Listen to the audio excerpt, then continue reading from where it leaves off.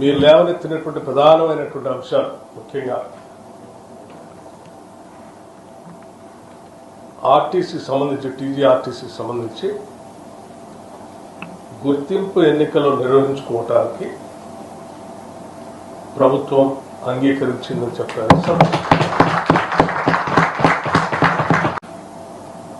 అలాగే మరొక ప్రధానమైనటువంటి అంశం దశాబ్దాల పైబడి ఆర్టీసీలో పనిచేస్తున్నటువంటి కార్మికులు కోరినటువంటి ప్రధానమైన కోరిక విలీనానికి సంబంధించినటువంటి అంశం. ఈ విలీనానికి సంబంధించినటువంటి అంశంపై కూడా సుదీర్ఘంగా చర్చించిన తర్వాత ఆర్టీసీ విలీన ప్రక్రియకు సంబంధించి అధికారులతో మరియు కార్మిక నాయకులతో కలిపి ఒక అధికారిక కమిటీని ప్రకటించడానికి నిర్ణయించింది.